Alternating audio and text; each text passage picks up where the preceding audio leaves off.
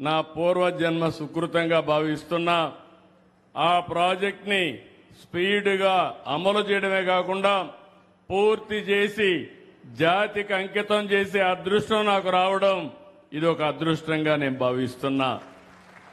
ఈ సందర్భంలో నిన్న నేను ముంబైకి వెళ్లి డిప్యూటీ సీఎం పవన్ కళ్యాణ్ గారిని కలిసి వచ్చాను.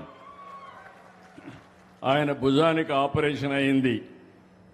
ఎందుకంటే ఆయనకు ఫ్యాన్స్ ఎక్కువగా ఉంటారు. ఎక్కడికి బయట వచ్చినా తోపుళ్ళు కూడా అట్నే ఉంటాయి.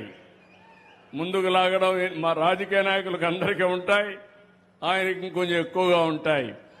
దాంతో భుజం కూడా కొంత దెబ్బతినడం, ఆపరేషన్ చేసుకున్నారు, ఫాస్ట్గా కోలుకుంటున్నారు. నేను ఇప్పుడే పనికి వస్తానంటే కాదు జాగ్రత్తగా చూసుకో. రాజకీయం ముఖ్యం, అదే సమయంలో ఆరోగ్యం కూడా ముఖ్యం. ఆరోగ్యం బాగుంటే ఇంకా బాగా పనిచేసే అవకాశం వస్తుందని చెప్పాను.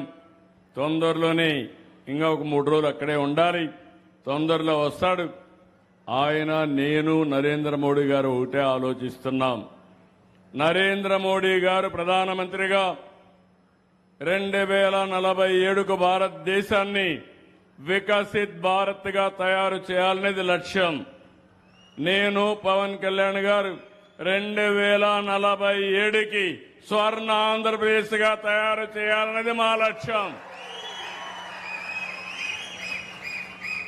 అందుకే 36 ప్రాజెక్టుల్ని పూర్తి చేస్తున్నాం.